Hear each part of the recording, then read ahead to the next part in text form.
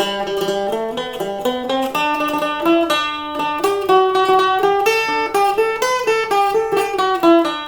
to SilviCast, the podcast about all things silviculture. My name is Greg Edge. And I'm Brad Hutnick. And we're both silviculturists with Wisconsin DNR Division of Forestry and your host for today's show. Now, where did I put that? I know it's here somewhere. Brad, what are you doing? No, I'm looking for that Ham's beer sign I bought a while ago. You know, the kind that lights up with the moving water and the red canoe? Yeah. I'm gonna make a killing on eBay. You aren't still having that rummage sale competition with your kids, are you? Giddy up. The one of us with the biggest return on investment from a rummage sale purchase this summer wins $50. And the competition ends next week. So, you know, I'm teaching the kids to be business savvy. And that sign, it's good as gold, Greg. Now, if I could only find it. It looks more like an episode of American Pickers in this garage, Brad. Now, this is a treasure, my friend. Some people go through life looking for the next shiny object. I happen to highly value the past cultural history and the accumulated knowledge that comes with this junk, as you call it. Yeah, it's accumulated, all right. What's this?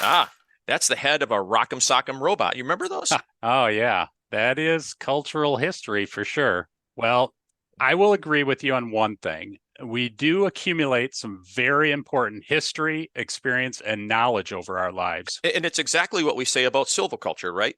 It's about using the best available science as well as the experience and local knowledge we accumulate in the field. And what if we practice forestry in an area for not only one lifetime, Brad, but for generations upon generations?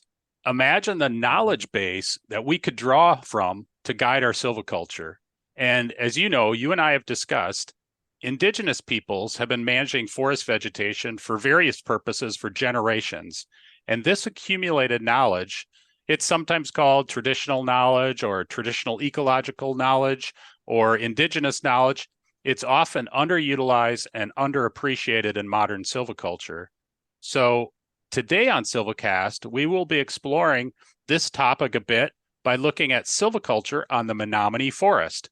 The Menominee Tribe has managed this 230,000-acre forest in north central Wisconsin for 160 years, and it is one of the first examples of sustained yield forestry in North America.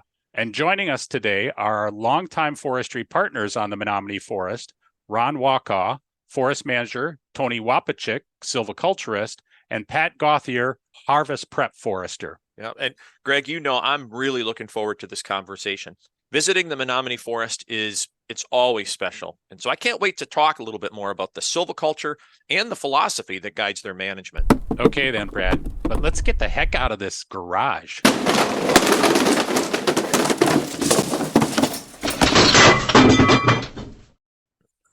Yeah, all right. The Family Forest Carbon Program pays landowners to improve the health of their land and increase the long-term value of their property. The program equips landowners with resources and support to implement sustainable practices that help them reach their goals while also improving the health of their forests and our planet. To learn more about how you can access these benefits for your forests, visit familyforestcarbon.org. And now, back to the show. Ron Waukau, Tony Waupochick, Pat Gauthier, welcome to SilviCast. So we always start by having our guests tell us a little bit about themselves. So why don't you guys tell us a little bit about yourselves? Well, thank you. Thank you for the opportunity. My name's Ron Waukau, Forest Manager, Menominee Tribe, Bull Enterprises. I've been with the company and on the forest for over 30 years, various positions. Applied a lot of prescriptions and did a lot of from timber marking to harvest admin to forest health to forest development. You know, all the departments that we have here, we've worked across all of those. Fire, spent a good number of years in fire and learning that. So very grateful to be here in this position. I have a really good staff. We're a pretty low number on our staff, but you know, we make it work. We keep busy, very busy in our planning cycle. So with that, I'll pass it on. Good morning, everyone. Tony Waupochick here. I'm the silviculturist for the Menominee Tribal Enterprises Forestry Program. Born and raised here. I'm an enrolled tribal member. Left a few times to go back for education, but I have a degree in forest administration from Stevens Point, and I have a master's degree from Central Washington University, a master's in natural resource management. Started working in 1993 for the forestry program. I went out to school in 2004 to 2006, returned back. Like Ron said, him and I both live here. We have a lot of experience, a lot of time with the program. Work with, like Ron said, I work with a really good staff of people that all know their duties and are committed to their work and have a good work ethic. So it's an enjoyable place to work and good company to be with. Thanks for having us. And Tony, you and I went through the National Advanced Silviculture program together, and that was almost like another master's degree, considering the number of days we spent on that. Yeah, they make it intense. They put a lot of. They have 2-week sessions. I think there was 4 plus the local session, and they force a lot of information in those 2 weeks, and. Yeah, it's a bit of a fire hose of information coming at you. Big thing is like invasive species problems. We have our situations here, but out west they have other invasive species, and they have other problems with fire concerns and bark beetles. Yeah. You can't read everything. You can't learn everything in a book. Experiencing it across the country was really beneficial. Yeah, widens your perspective. Pat, how about you? Oh, good morning. My name's Pat Gauthier. I'm the harvest prep forester at Menominee Tribal Enterprises. I got my associate's degree in natural resources at the College of Menominee Nation, and I went and got my bachelor's in forest management in Stevens Point. During that time, I was an intern here at MTE, and now I've been in this position for about 4 years. So, one thing we always ask we ask you several questions we always start with, but the other one is, we all have choices in life, right? We can all decide to do lots of things, but what brought you guys to forestry? Like, was there an event, a moment, like a thought, someone who made impressions upon you? What were the things that made you think, yeah, forestry's for me? Yeah, that I think it's ingrained. It was a family. My grandfather was a logger. My uncle continued the business of logging, so being in and around the business, also being raised on the reservation, being hunting, fishing, gathering was just a part of what we did growing up. And we talk about gathering berries and fishing and hunting, trapping, all those things. It's what we did, and I knew early on that I wanted to be out. I didn't know where or what. And when I started a career, that it was going to be hopefully something in that, preferably on our forest would have been the choice. So, and that came into play for us early on. So yeah, being raised in and it is part of our culture. Our hunter-gatherer tribal people. That's always been that way for us. So to be able to do that here again. To be able to work here on our forest in this capacity is really humbling for us, and to have the staff that we do.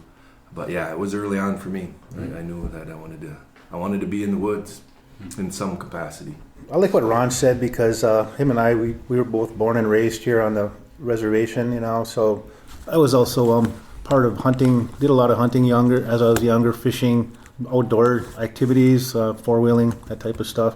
But as I graduated high school, I thought I wanted to be into business, so I went to UW Oshkosh and started taking classes, and it really didn't pick up or interest me.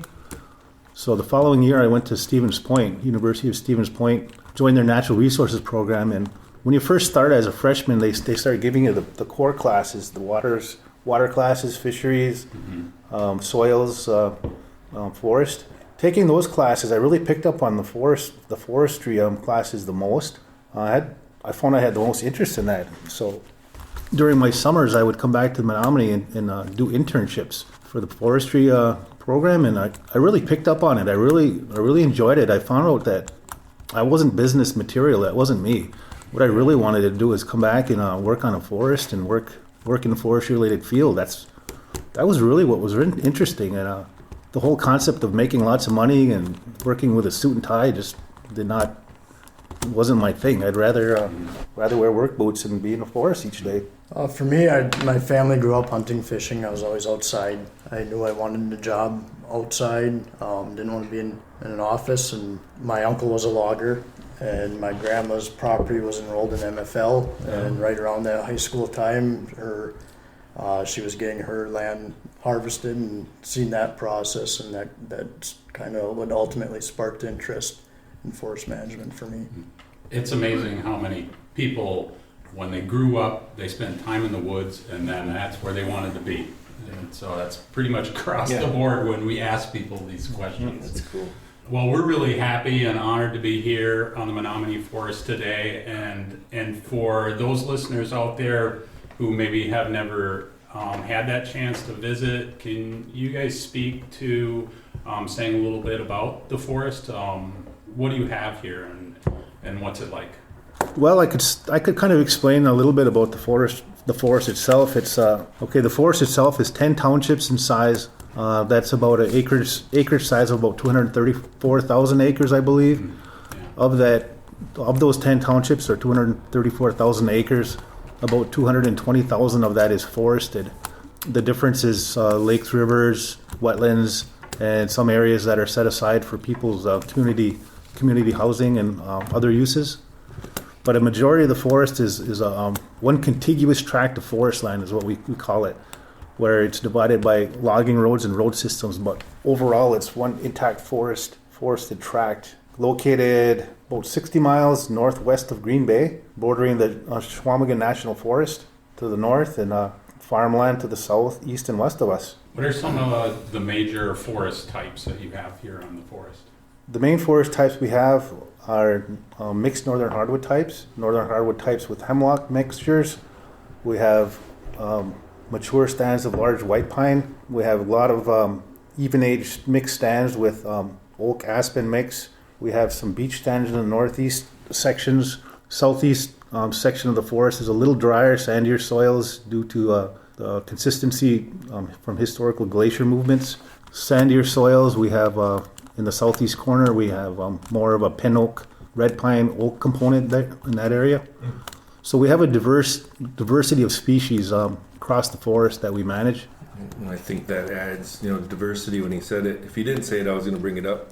The diversity of the forest for us to be able to manage on all these different cover types and different treatments and different, even age to single tree select to look at a stand, from our stand exam process, like I talked about. It's just the pure aspects of forestry to get out there, look at a stand, take a good look at it, get ages and stuff, and decide what's best. So the diversity of it for us is great. We got a wide range of, I can talk about habitat types and quotar. Everybody on the podcast will understand that. So, we have that wide range, and we're fortunate, like Tony talked about, the outwash sands all the way up to the rich. So up the northwest and everything in between. So there's a lot of diversity in our forests. So that gives us a lot of options when we're managing and making decisions. So I think You that's sit kind of on that transition between the southern broadleaf forest and the northern boreal forest. So you've got a little bit of everything going on here. we do. In the middle, it's a lot of options. So that makes it, to me, from a pure forestry standpoint, exciting for us to be able to do that different things. And then what's kind of cool too is you guys have a mill that you can actually use for some of these things too. So you control, like, basically you have an influence on what you're sending to the mill. It's not like maybe a relationship of a mill to a landowner in other places. Right. That is correct. It doesn't, for the salesman and the mill part, we go off our schedule. We'll talk about it a little bit later, I think more in detail, but we set a schedule based on our inventories and what comes up is what we examine, and what we prepare to be harvested is not necessarily in tune or with the sawmill, so they have to kind of adjust on what the schedule is giving them, and it is different from other sawmills and stuff. So they get what the forest is scheduled to be cut, not the other way around. Which is fundamentally different than most places. Most places, the woods it's kind of a different relationship. Right. So I think that's really critical. Yeah. So here in Wisconsin, we know about Chief Oshkosh, but in reading about the Menominee Forest and forestry it seems like a lot of that can be traced back, or at least some of the direction can be traced back to Chief Oshkosh. And so what was that direction, and how did that influence your management? This was Chief Oshkosh was around during the treaty era times when the Menominees were negotiating with the federal government land purchases, I guess. I think it started with the treaties of 1838. Is that about right, Ron? Mm-hmm. I think that was one of the first treaties where some of the land was given around the Green Bay area. And then upcoming following treaties came from that. And I want to say the 1854 treaty was the one that involved Chief Oshkosh, where the federal government had came up with an area of a reservation for the Menominee Indian Tribe. It was called the Crow Wing Reservation, or Crow Wing Area in Minnesota. Was it a 600,000 acre tract of land in Minnesota that the federal government wanted to move the Menominee Indians to? And the Menominees were traditionally and historically residents of Wisconsin area, and that was their homeland. So moving was not really a viable option. But Chief Oshkosh was part of a group that visited the Crow Wing area, looked it over, and they just they found out that it wasn't really what an acceptable area. The lands weren't as viable, I guess, for hunting, fishing. They just weren't what the tribe was interested in. So they came back and negotiated with the federal government, and they were able to maintain an area where the current reservation is right now. Like I said, 10 townships or 234,000 acres is where the Menominee were able to remain, I guess, as residents of Wisconsin within their traditional land areas of their traditional lands. Historically, Chief Oshkosh was all involved with that and part of that. What I've learned from the history, and that's what I remember being told. Ron, do you got some more to add? Yeah, a little bit more when we talked to our historical preservation officer. He mentions that the tribe was put here temporarily because it was kind of rugged. It was kind of a rugged wilderness, I guess we could call it back then, where it wasn't good for ag. It had a lot of lakes and rivers and streams, and that was going to be temporary holding until the Crow Wing, the Minnesota land, 600,000 acre deal. But Chief Oshkosh, we owe the crucial time for a crucial leader to be in place for us, and we owe it. We can never forget what he did and the leaders at that time and how strong they were to be able to say no to that.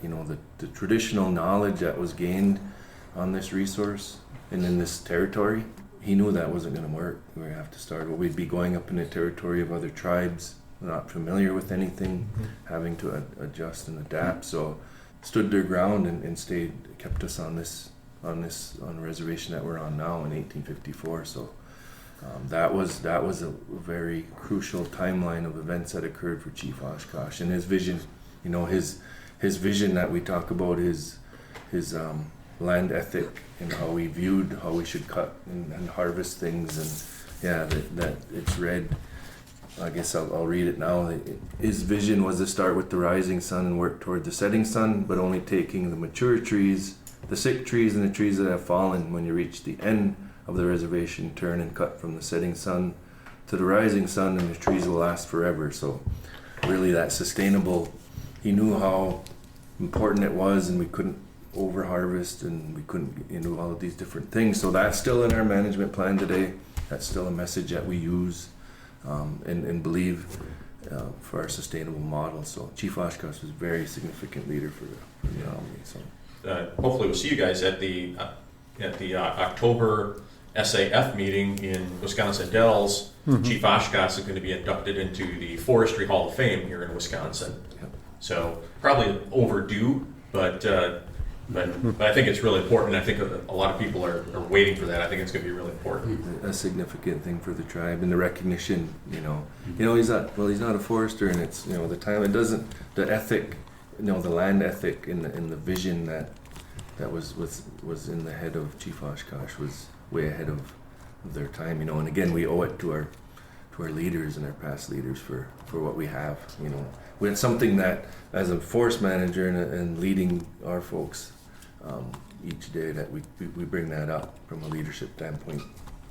yeah, I mean, at the time, he wouldn't have used the terms like we would use sustained yield now, but he was really leading that early on, just framed it in different language than what we use today. And the other thing I thought you said, Ron, that was really interesting, I haven't thought about, is if the tribe would have moved to the crow weighing site, you would have lost like that traditional knowledge from this forest. Right, in this territory, I when I go out and do a little outreach and do presentations, I talk about the territory or the Menominee, from Door County, Lake Michigan, down to Lake Winnebago, so to the west, and then north up to our origins up in the Menominee River.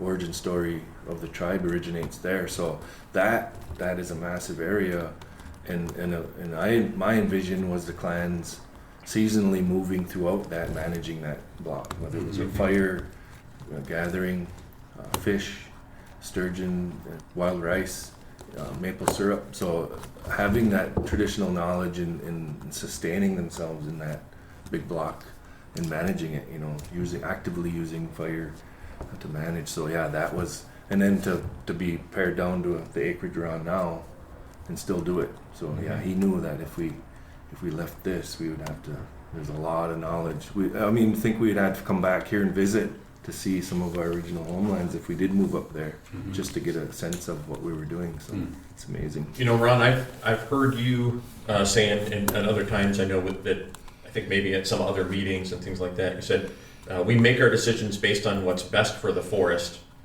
How does this influence your decision-making process when considering management? Yeah, the stands when we look at the forest, I talked about a little bit earlier, when we look at a stand, or through our inventory, through our GIS systems, everything is scheduled. So we have 11,000 stands delineated out on the forest. And we have them all in our system, and they all come up. We do it by a particular logging year, so everything's in there. So it has a logging year. It'll come up for us. We'll look at it. We'll determine whether we'll make decisions on it after initial examination. Like, is it ready? Can we push it back a few years? So we're always looking and adjusting our stands.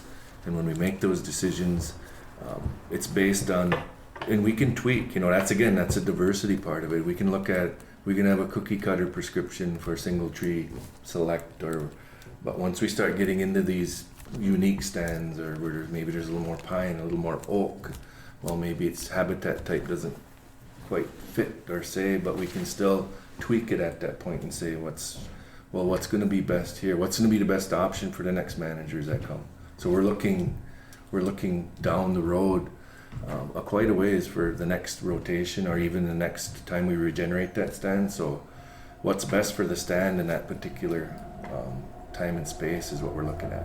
Not necessarily using all of the guides, everything that guides us there, with all of the stocking, all of the numbers and all of the plant community and everything that guides us to that decision point. But when we get to that decision point, it is ultimately what's best for that piece of land, and that's what we'll discuss as a staff. We'll go out and look on site and do field visits and stuff.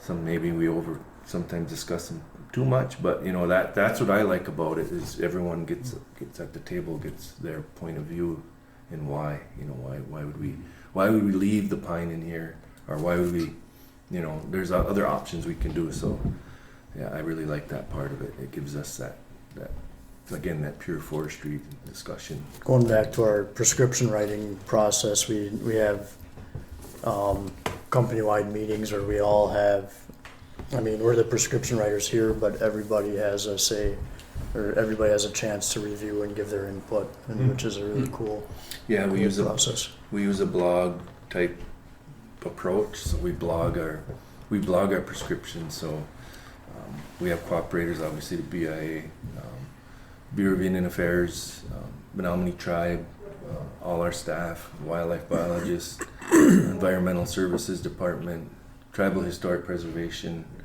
foresters in the region for the BIA. So that they're all, that's a transparent prescription. Everyone can see, a whole group can see it and comment. So, and then we take those comments, and then we, like Pat said, we'll hold a meeting to discuss those comments. And at that point, everything's on the table. We're getting a lot of input from a lot of really good foresters and resource managers, historic preservers. So it's all covered in there. And we're not just writing prescriptions and going out and applying them. It has that big process that it goes through. I just get this sense in looking at what you guys do that, so it's forest first, and then it's not production first, or here's our money goal or anything else. It's like, here's what the forest is going to give us. And so basically you're adapting to that, which is, I guess it's just one of those things that feels like wouldn't be that different, but it's just that fundamentally changes everything that we do in forestry. That's one thing that we're always basically ingrained in us, I guess, as Todd is we have our own sawmill here, but the sawmill, it does not direct us on what we cut annually. We have, like Ron said, we have our harvest scheduling, and it's divided up through the year where we do our thinnings and our single tree selection, northern hardwood types. Summers we'll have some aspen clear cuts, we'll do red pine plantations, but we get our schedule together and we send that information to the managers at the sawmill and say, on our annual schedule, this is the volumes we intend to cut off the forest and send your way. And this is the amount on average you'll get from aspen logs, pine logs, sugar maple, oak logs. This is what you can plan on. At no point would they say, well, we really want all red oak logs because there's a really hot market for red oak right now. We give the sawmill what the forest can provide, not the difference.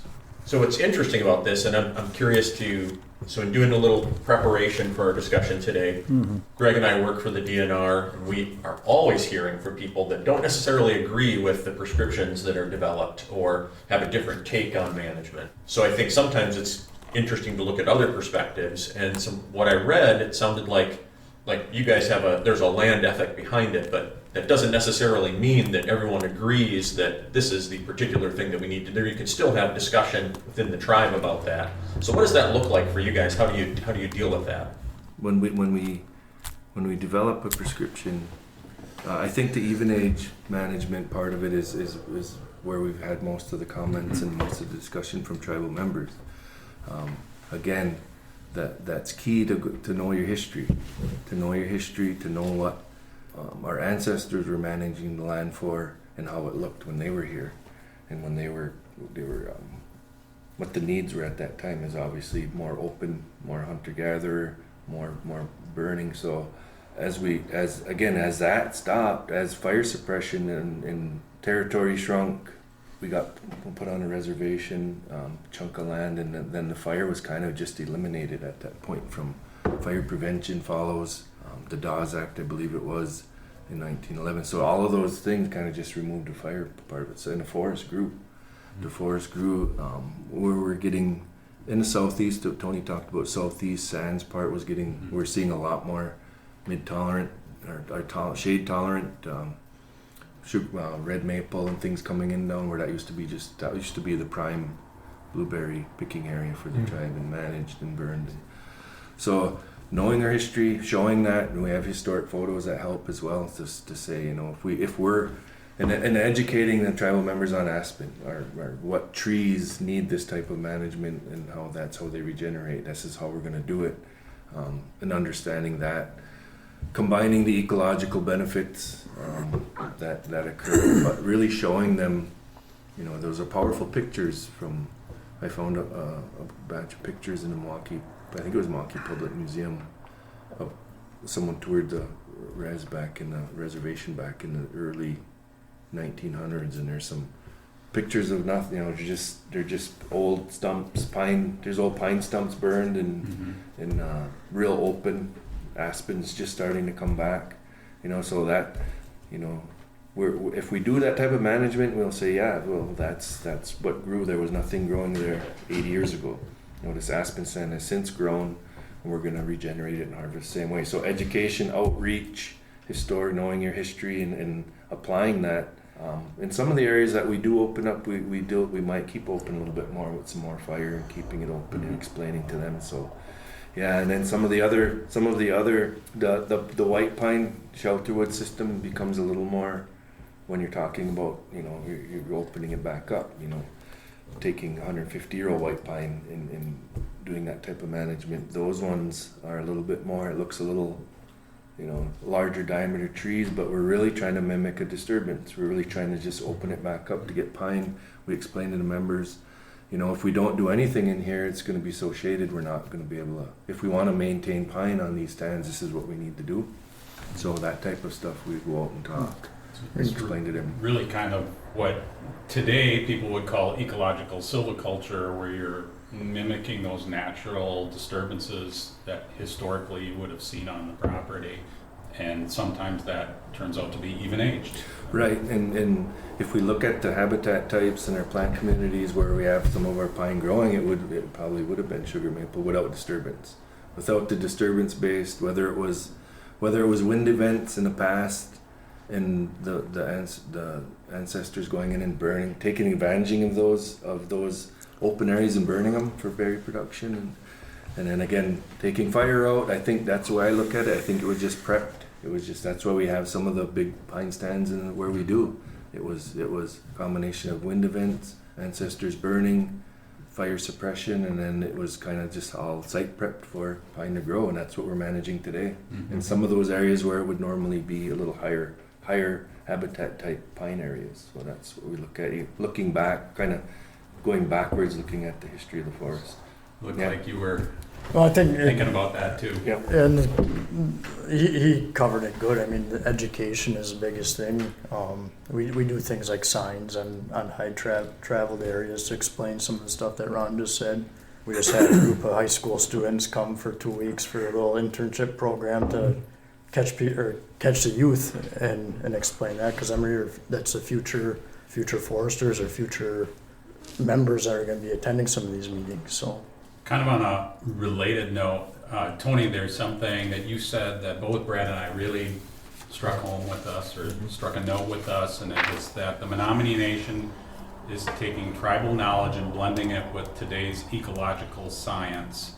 So before we get into some of the details, and we'll talk a little bit more about the details of the silviculture that you all use, can you say something a little bit about sort of that statement, and how do you differentiate between traditional ecological knowledge and kind of ecological science, things that we learned about in NASP, for example? What does that mean to you? I have a few notes on this. I kind of was basing it off of a sustainable development model that I've seen several times. But what you're trying to do is you're trying to consider all the different ecosystems or systems on the forest. The consideration that all the Menominee land is interconnected with air, water, all the biotic systems within. You have to understand that if you're doing a management of one thing, like timber harvest, you have to consider all the other parts, and you want to do a sustainable system with that. When you're doing management, it's not one thing affects the other, one thing pulls or pushes at another. If you want to have economic survivability of your tribal membership, you have to cut timber. You have to provide the income from that for the membership to survive on. But you want to do it in such a way that you're not depleting the forest or just destroying sites for the animals and the other flora and fauna to use. So I think we all kind of understand that philosophy, and how that matches up with ecological science. They can both work together. I mean, the ecological science part is basically doing your best to improve or maintain or do your management strategies. So on Menominee, we have a long history of being basically the Menominees were woodlands people, so they have a long history of living within the forest and balancing things so that they can take from the forest, and the forest is also providing for them in such a way that now, historically, that the Menominees lived as hunters, gatherers, fishing. Present day, the forest still provides for the tribal membership with the economic aspect of harvesting the forest products and manufacturing the products so that we can have an economic base for the tribal membership to use. And provide jobs for the people. So it's kind of finding that balance, and that's what the tribe has done all along is finding that balance with the Yep. with the forest. Yeah, it puts a new note on that art, right? The art and science. It's like you guys have this art that goes way back. Ours is just like from when we step into the woods, and learn from what we're doing or learn from others. Yeah, I just thought of another, just to add to that. The forest management plan, it's based off of the past history, the ethics that Chief Oshkosh gave us, but it's also based off of the best available science.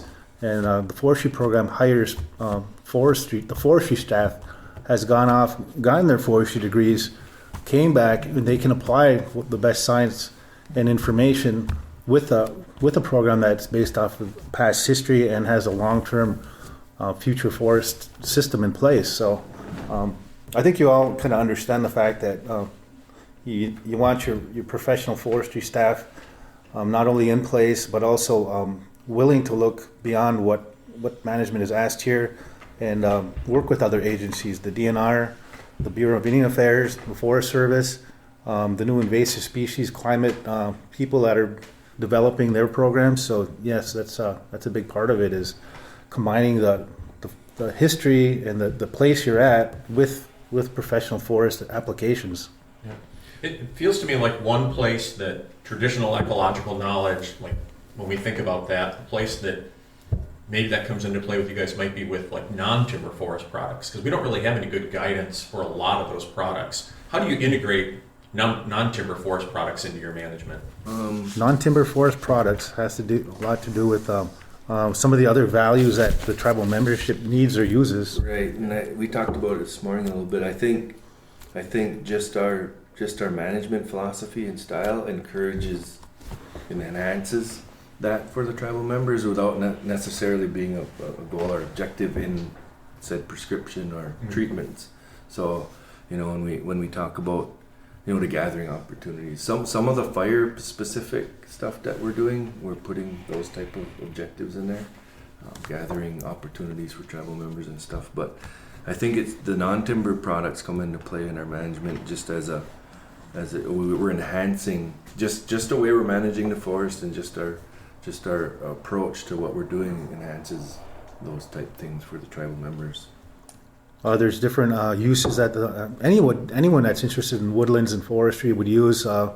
We have great areas for fishing, great areas for hunting, nature, wildlife. And there's a lot of things that the forest, maintaining your forest in a sustainable system, keeps your forest intact for long-term future use of non-timber resources. One of the things Ron mentioned before is that we do prescribed burns. So we maintain areas in open states. Those provide areas for berry picking. Other things that mice can use those areas that are more open for seed gathering and whatnot. So then you have the connection with the predators that feed off of the mice. All the different aspects of stages of development in forest structure that provide for the nature and animals use, I guess. I guess what I'm kind of saying is you see the benefits of a forest system that incorporates other uses and other provides things for other than just timber harvest. So maintaining that, you strive to maintain that diversity across the forest. We talked about that in the beginning. Mm-hmm. What I'm hearing is maybe it's not as much managing for particular non-forest products that people are looking for, but it's maintaining that diversity across the forest. So it's again back to what will the forest provide, and if you maintain that diversity, it can provide those different aspects. Yeah, kind of consistent with talk about if you put the forest first, then it just like you're not managing for those other products. This kind of comes along just like the other products. Mm-hmm. It's interesting. And now, a word from our sponsors. Today's episode of SilviCast is brought to you by the Nelson Paint Company. Since 1940, foresters all over North America have relied on Nelson Paint for tree marking solutions. Nelson Paint manufactures paint designed to withstand the harshest weather conditions in the field, and the Nel Spot tree guns have lasted the test of time. Visit nelsonpaint.com to learn more about their products. Looking for heavy-duty construction and forestry equipment? Check out McCoy Construction and Forestry, your John Deere dealer. With 16 dealerships spanning the Midwest, McCoy offers new or used construction and forestry equipment, rental, parts and service, and product support. Visit McCoyCF.com and follow them on social media to see what McCoy has to offer. And now, back to the show. One of the things we like to talk about in SilviCast is silviculture, right, Pat? Once in a while. Once in a while. And so I'm really curious to kind of get into maybe some of the silviculture that you practice here on the forest. And when I think about the Menominee Forest, I think about northern hardwoods. Tony, you mentioned that's, I think, your major forest type. And I think about white pines. You've been very influential in white pine management in the state, and can so you all speak to maybe just a little bit about the silvicultural methods that you would normally use in those cover types. What are you looking for when you walk into northern hardwood stands or white pine stands, for example? A lot of we do a lot on habitat type, but once an area is already set, a lot of our areas have been looked at and managed year after year, or many entries. But like when it comes to white pine, it's what's the habitat type, or is it rich soil, or is it too rich where you'd have too much competition, age. So on that white pine, for example, you're looking at Kotar's habitat type, and on those richer sites where there's too much competition, maybe you're going more hardwood. More going hardwoods on those sites, whereas ATM and lower, we're trying to promote the pine or bring back the pine. And is that where, like Ron, you mentioned shelterwood method that you might be looking at in those systems? Right, and that, on those pine stand or the higher habitat type pine sites, I think it's there now. So a series of events occurred, disturbance, fire, whatever occurred, that's what we're looking at. We want to look back at what occurred there, grew naturally.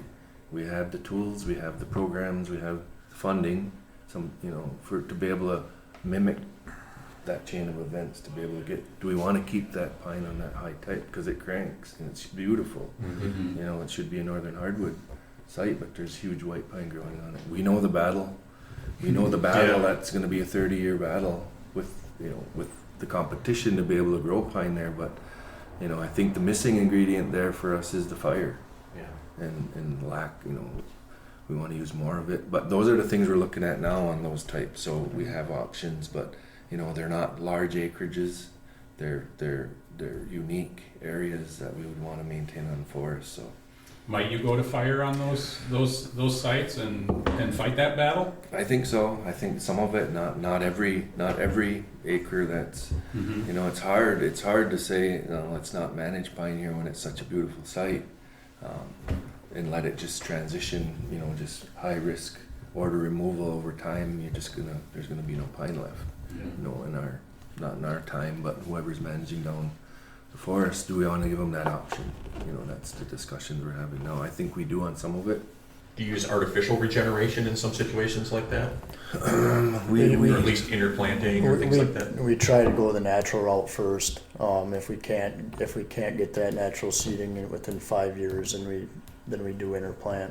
If we had it in the shelterwood prescription, our goal is pine. So if we don't get it naturally, we'll try to put it in.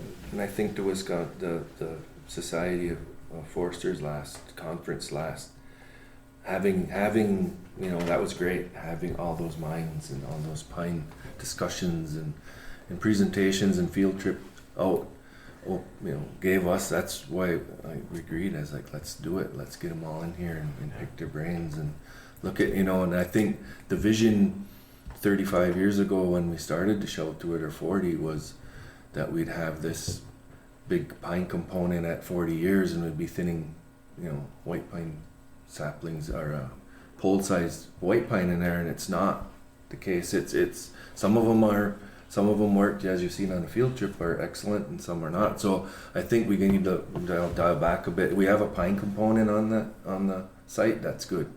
It doesn't have to be to an X stocking level or B level, or we maintain pine on that site, and there's a pine component there that'll be there. So we gotta adjust a little bit as we move forward and learn from the process in the shelter woods on some sites. What worked well for us and what didn't.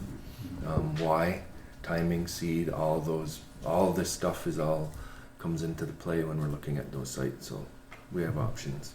Yeah, and I want to thank you for hosting the SAF statewide meeting. It was last year, fantastic. so that was really great. And you mentioned the tour. You could see the gears turning when we were out on that tour, just kind of looking at sites, going, "Oh man, check this out!" So that was really good.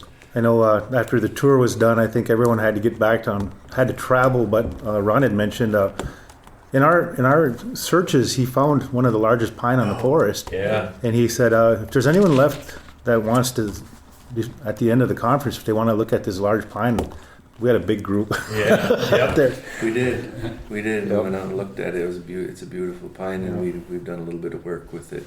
But I think that when we talked about the wheels turning, and I specifically told staff don't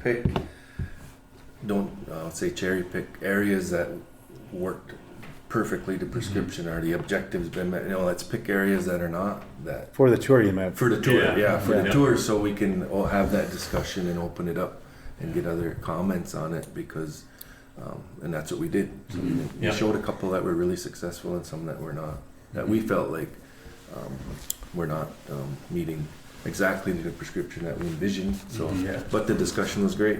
We loved it. Just so you guys know, like if you consider it a failure, it's probably still a success in our world in a lot of ways, because we're working with really degraded sites and everything else. So we're still oohing and eyeing over your failure. So just so you know.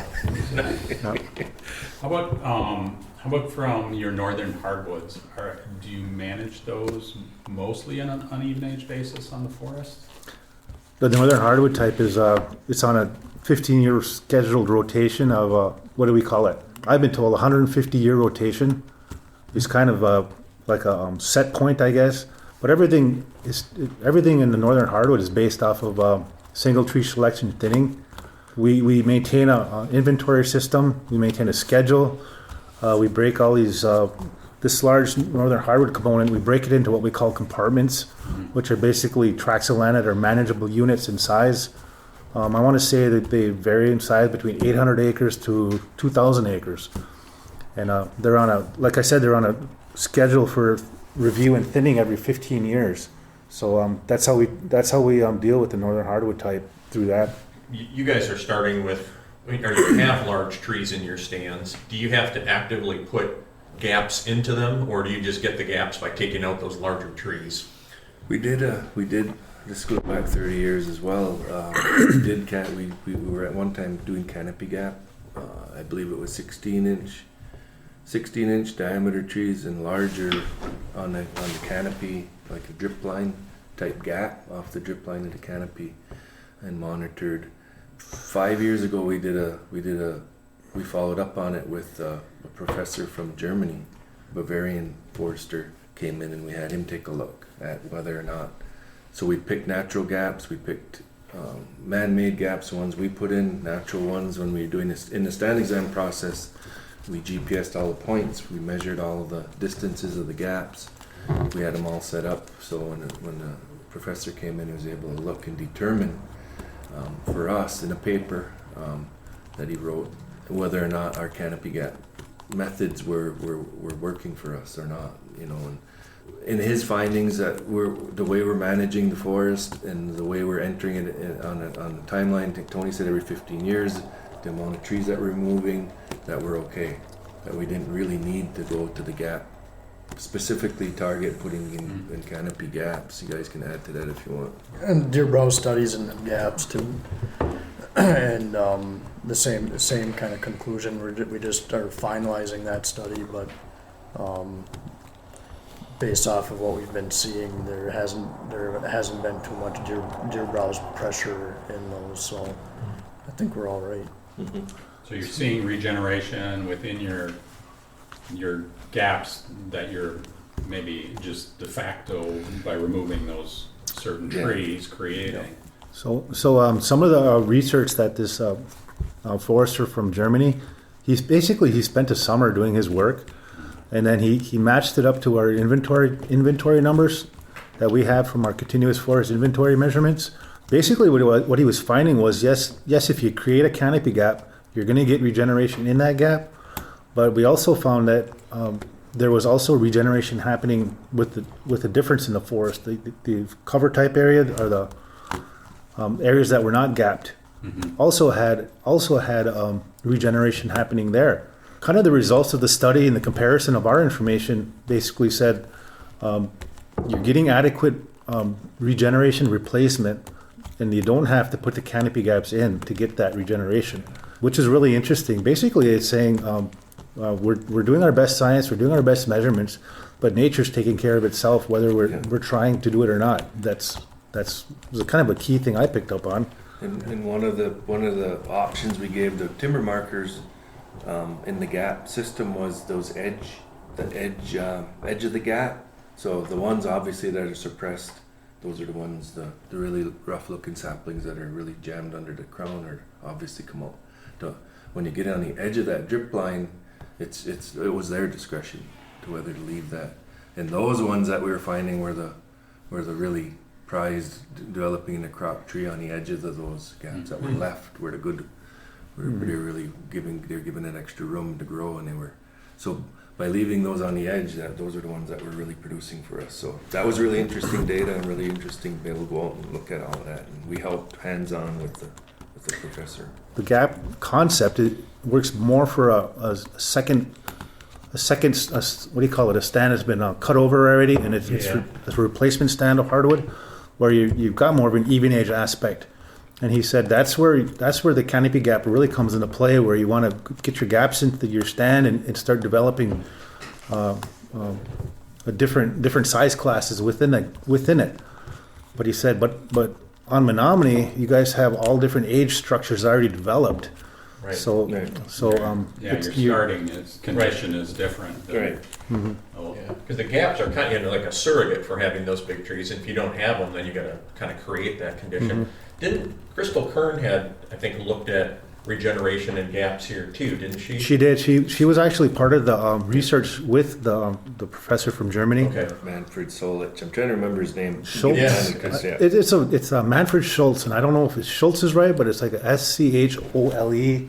So it's a German thing. So We'll share the paper. Crystal that was all the same. And as I recall, and I don't know if this is right, sometimes my memory's not as good as it should be, but it was sometimes, Greg, sometimes. but I kind of recall too that when you did have openings, like we think of it as sometimes the size of that opening is critical to success, but without deer, it didn't seem like the size of that opening was as critical to success. With having that regeneration present every place, you could have larger or smaller, you were still getting regeneration. Yeah, and we got a 3,000 acre opening from the 2007 tornado. A little bigger than a gap. So that went right through the middle of it. And other past wind events, straight line wind events that created gaps. In 97 we had a pretty significant, so we're looking at those now and looking at those gaps, also doing a little bit of work in there, so that they can help us, whether we're going to create these type of openings or not. In those stands, do your markers mark to a certain structure? Like, is there a maximum tree size, or you're not so concerned about that? As far as tree, we don't really focus on tree size, or I can read our order removal, but it's basically high risk marking. We always tell them if it's, because our cycle's every 15 years, so a high risk of mortality within that 15 years. Then it goes into cull, which is our a tree that's less than 50% sound, and then vigor and high risk of degrade, and size and spacing being the last. So naturally, when that happens, we don't have a diameter limit. Like a maximum limit size, you're not as concerned with that. And our sawmill is based off of band saws and all that, so they can handle all that stuff. Yeah. So. Yeah, and that that approach, that order removal has been, based on, it's been on the forest a long time, so you're starting to see in the CFI, our continuous forest inventory, that quality is starting to we're taking doing type approach on the single tree select. You're starting to see it, over 6 measurements.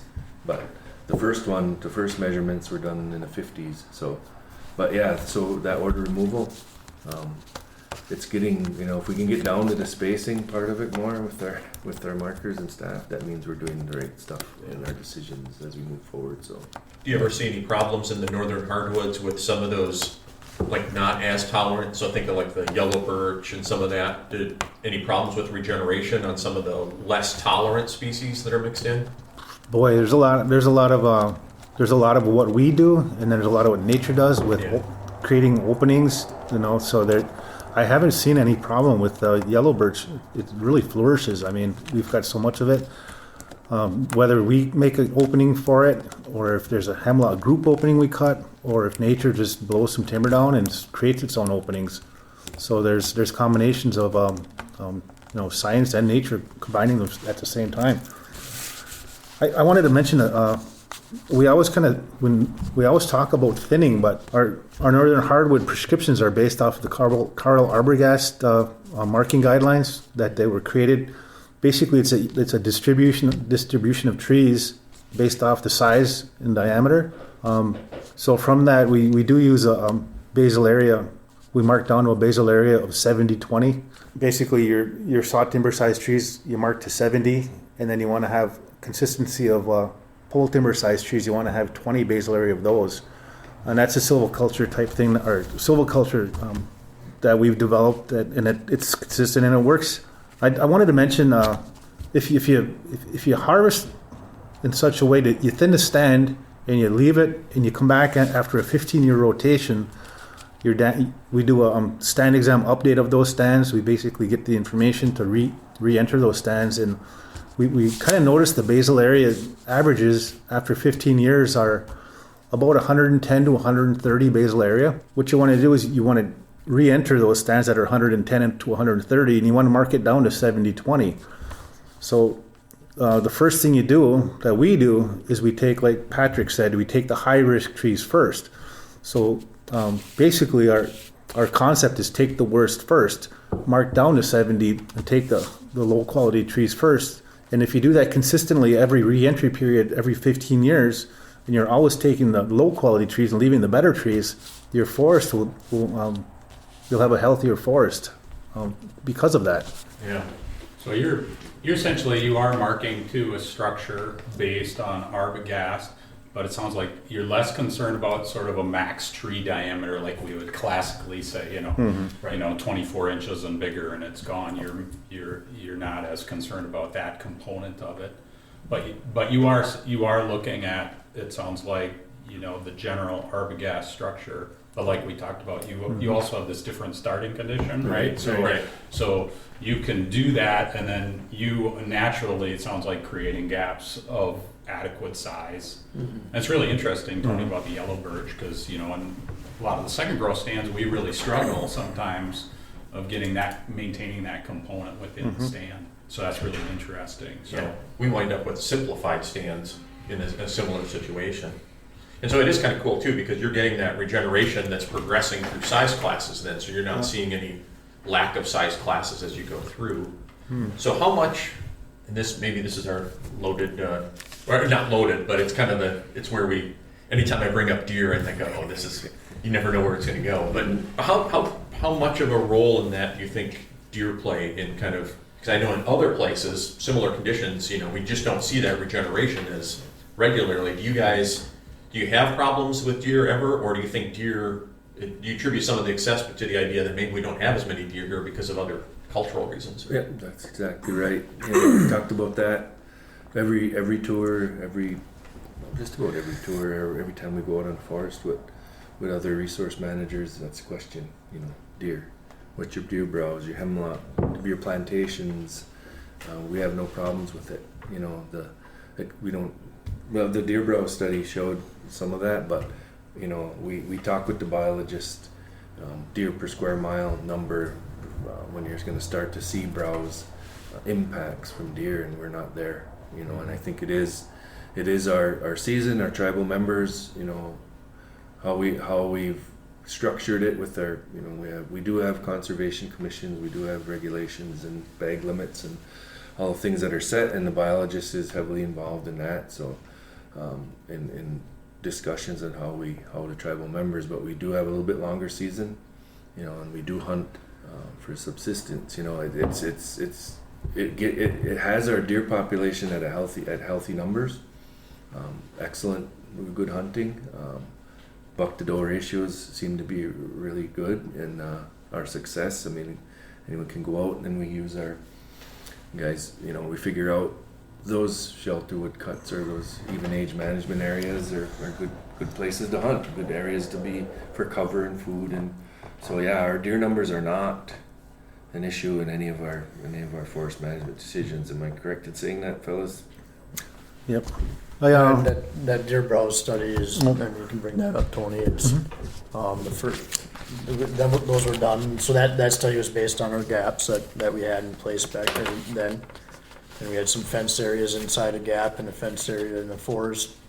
We're comparing a fenced-in area versus a non-fenced in area in a gap and in a forested area. And there was more browsing in a gap, but in general, it wasn't really a big concern. After the second year that gap was created, the browsing basically just stopped. So you dig a little deeper. In the winters. I don't want to get into old climate, but the winters. You guys, you remember the index that we used to measure deer severity index or whatever it was called. Those we're not getting those. And there doesn't seem to be anyway. Where it's so hard on the deer, and they're carrying more. They see more population of deer, the fawns, or more success or whatever. All of that the wildlife biology stuff that we talk about, but we're not seeing that type of browse in our forests. We're able to do. We're fortunate. We can do plantations. We can plant. We can do whatever kind of stuff we want to do, and that's not a consideration. And we're fortunate. We know that. Yeah. Which is kind of amazing, because you don't have to go many miles to the east, and the situation is completely different. The deer are really having an impact in those areas. Right now, some forester is sitting in a truck listening to this going, where's the Shangri-La that has no deer, but you can grow trees like gangbusters, or just enough deer that you can get enough what you want. I don't want to leave this conversation until I ask, Ron, you mentioned it from a traditional knowledge standpoint, the use of fire on the forest, and just where are you at now? Like, how do you use fire on the forest, and what cover types, and where would you like to see that go? Like, what's your vision of that?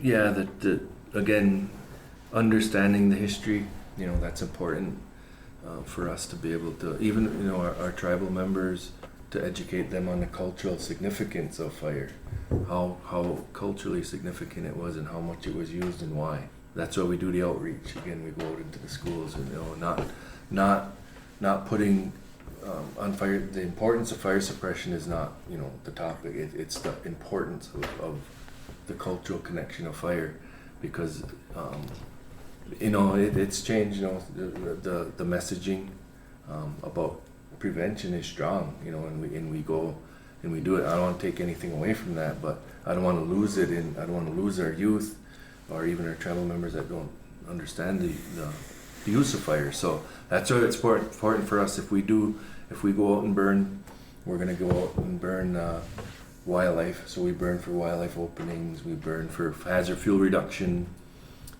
areas in and around the villages, in town. We'll put fire on the ground there early after snow melt, to make sure we knock down the fuel loads in and around the villages where we're going to normally have some fire starts. But then we start getting out into the forest. Then we start getting into wildlife units, and we kind of expand some of these wildlife units. Years ago, we'd expand out. If it was an oak pine component in adjacent to a wildlife, we would expand that burn maybe to the road system that surrounded it, and then monitor. Silviculturally, we're burning site prepping for white pine, and that's the big one. Also for oak. We're burning northern hardwood to reduce the northern hardwood regeneration in beech. In oak stands that we have a lot of northern hardwood regeneration, beech and sugar maple coming up under the oak, heavy, thick, putting fire down in those areas to reduce that in preparation for the regeneration cut. So we're putting fire in there, and we're having good effects on that northern hardwood, because we got a nice oak stand, northern hardwood, and the shade tolerance are taking over in the understory. We want to set that up for down the road management. So we're using it in there. We're using it some invasive species. We're kind of burning in some of the garlic mustard areas where we have it in the forest. So we're expanding and looking at the fire in silviculturally in different areas more and more. But probably the biggest one is the pine. Is the pine. We know the history of it. We know there's fires over on the table over across the way. There's a fire scarred stump with multiple scars on it that we know leads right up until the reservation formation, and again the fire being taken kind of out of the. So we're going to do some more dendrochronology work with our funding that's available to us. So we're going to use it. We're going to use fire. It's going to be more of a tool. We might do more understory, pre-harvest understory type burning in the pine. So there's a cultural burning aspect to it.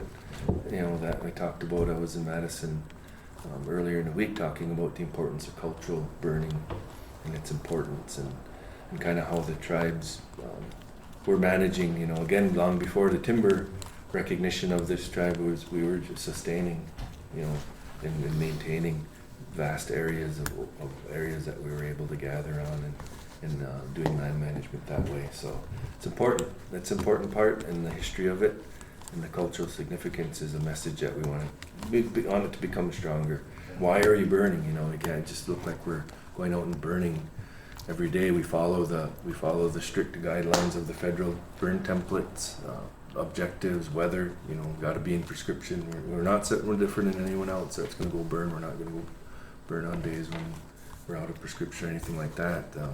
We follow all of the specific guidelines. All our objectives, our burn plans go through the same process as the prescriptions, so very clear objectives on why we're burning, but it's important. We're going to use more fire here.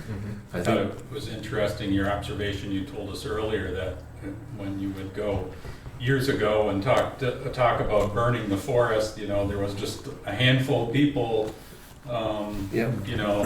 interested in that, and now it's kind of come full circle, and lots of people are talking about how do we put fire back into those systems. Right. Yeah. I would travel. I'd get interest on what we were doing here. So I would take the time to go on my own time, travel around the area regionally and talk about fire to whoever, a couple of people, maybe a room full of people. But yeah, to be able to sit in Madison with a big conference room full of people to show out the growth of that and the interest really made me feel good the other day. It was a good thing. And I know Wisconsin Forestry Center has a webinar series talking about fire as a forest management tool, launches in November 2023, and that'll go for an entire year. So that'll go through next October. So if listeners are interested, they can go to that website and take a look at it. That'll be really interesting. Yeah, that'd be great. Yeah. So I was going to say, so if we have a crystal ball for you guys, so kind of looking back, looking ahead, what do you think, what are going to be some of those biggest forest management challenges you think as you look forward for the Menominee Nation?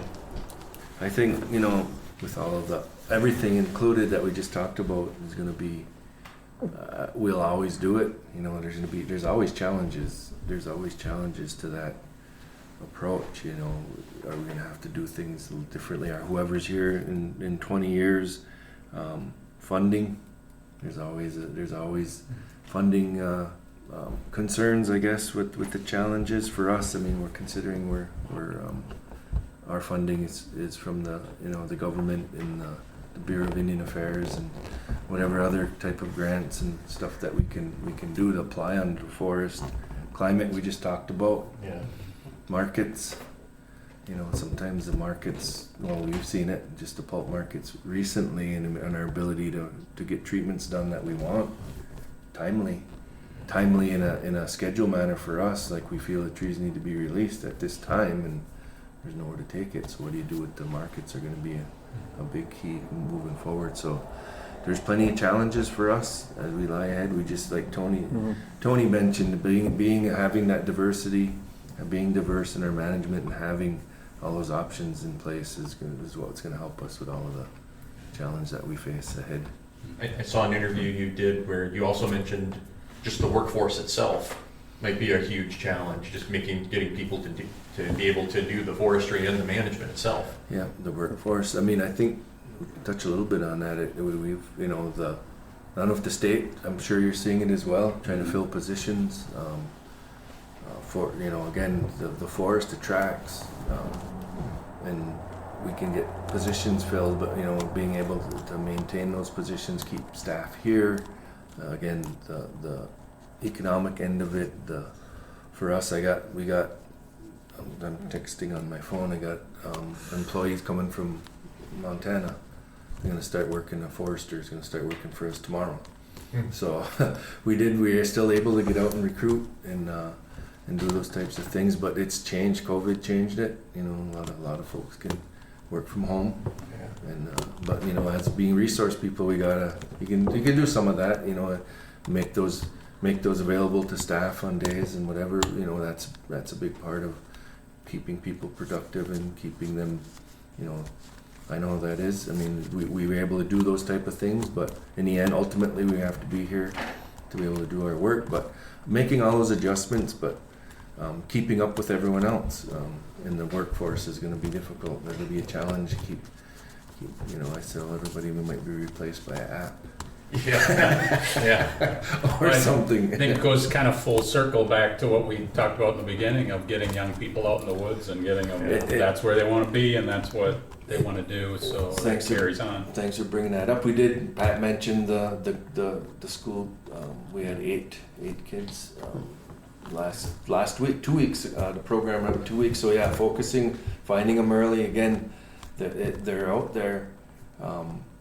We don't know. We got to identify them early. That's ingrained with stuff we talked about. What got us interested in forestry. There's a lot of kids out there that are like that here, that hunt and fish, and to show them that forestry end of it and start early to get the recruitment process would be a good start. Are you seeing any issues with like the logging community? So a lack of loggers for timber sales you have or things like that, or is it?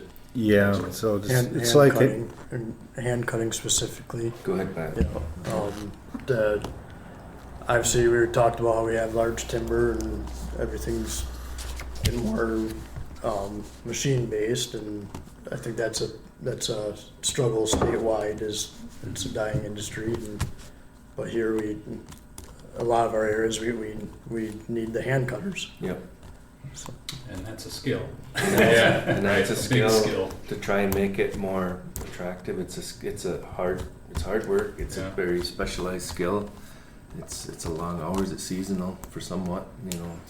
Most of that for us is later summer, winter work when we allow to go into those types of stands that we're cutting in. So yeah, there's a lot of challenge with that. That is a big part of us being able to get the cutting goals and the treatments done that we want and getting the wood to the sawmill.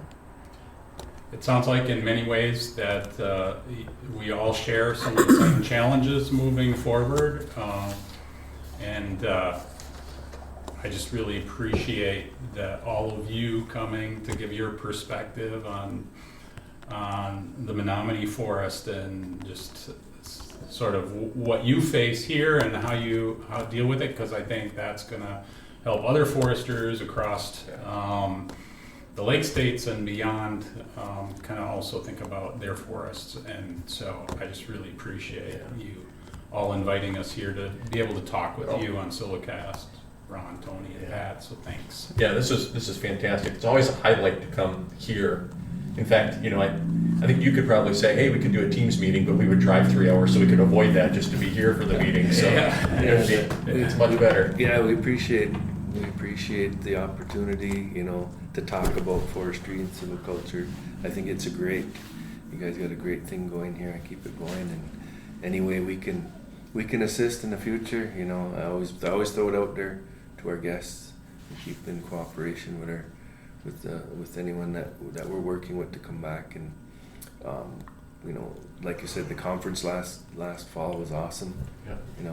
Post COVID, we missed out on a lot in those 3 years of not being able to travel and get around and get out and see things. So it was great to have it here, and I think your SilviCast podcasts are cool. So We'll be careful. We'll be coming. We did the white pine for Wisconsin SAF. We did the white pine. You got to be careful because we'll come back for northern hardwood. Yeah. At some point. So it'll be good. Yeah, definitely put it on the table. We'll discuss it. So Well, Pat, go ahead. Tony. Oh, it's just we'll show you our stands of yellow birch. Yeah, there you go. Yellow birch Excellent. hemlock mix. We have a lot of those. So Fantastic. So I was just going to say, Pat and Tony, Ron, thank you very much. It's been a pleasure. welcome. Thank Yep. you. That music can only mean it's time for the Dropbox. The Dropbox is a regular segment where we take your comments, questions, tips, whatever you send us, and share them with our listeners. Brad, have you seen this new SilviCast swag Susan got us? This is awesome. No. Calm yourself, Greg. Just remember, that is for our listeners. And listeners, if you send us a comment, question, tip, or whatever, and we use it on the show, you will receive a special SilviCast gift. Okay. Can't I keep any of it? It's for the listeners, Greg. It's for the listeners. Rats. Thanks for listening to today's episode of SilviCast. If you have ideas for future episodes or a question for the Dropbox, please let us know. You can reach us at UW Stevens Point's Wisconsin Forestry Center by emailing wfc@uwsp.edu. Feel free to include a sound file of your question or a comment if you like. We learn best when we wrestle with questions, so keep them coming. And take care, everyone. And as always, thanks to our team, Susan Barrett, our editor-in-chief, Logan Badon, our IT master, and Brad, a special thanks to Logan as he's moving on to bigger and better adventures. Can't believe anything bigger and better than SilviCast, but he is moving on. So thanks, Logan. You've done a great job. Yep, well done, Logan. Also, our theme music by Paul Frater, and of course, UW Stevens Point's Wisconsin Forestry Center.